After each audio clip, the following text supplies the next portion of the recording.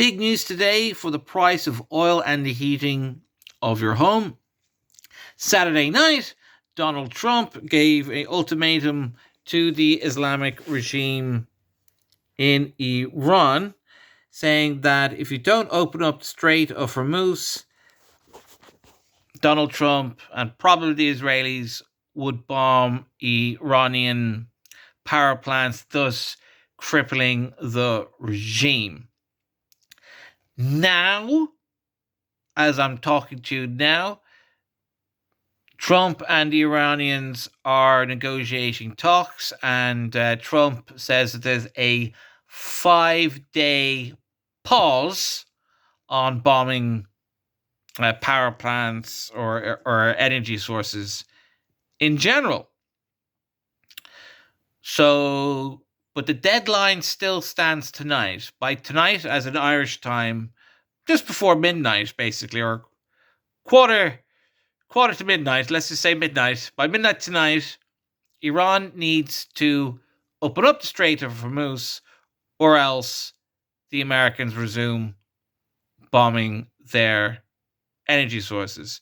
So who knows what this might lead to?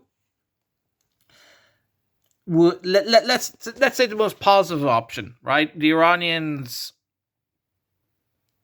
surrender and give up the Islamic regime. And that's the happiest result, right? The best result possible is that the Islamic regime steps down and Iran becomes a democracy. That would be the best option. It could be possible that the Americans might just agree to not bomb energy sources and the Iranians open up the Strait of Hormuz, because I don't think a lot of Irish people actually know what's going on. Okay, so you all probably saw that the prices of things went up like €1 on most products. Like, things are much more expensive this week than they were a few weeks ago, or even 2 weeks ago. Things are much more expensive.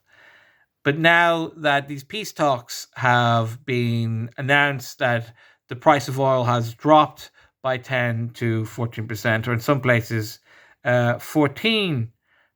So the Strait of Hormuz is south of Iran, and the IRGC, the Islamic Republican Guard, has been attacking ships and blocking ships from going through the Strait of Hormuz, talking about 350 ships stranded. And Irish people, we buy the oil that those ships are carrying, and we buy other products such as potatoes. So the European countries are pretending to organize a navy fleet down to the Mediterranean. It's still not really, it's not there yet, and it's still not organized. But at least we have some good news. So maybe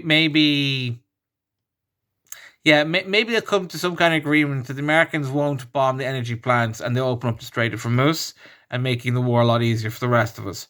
Or the best case scenario, the Islamic regime gives up altogether.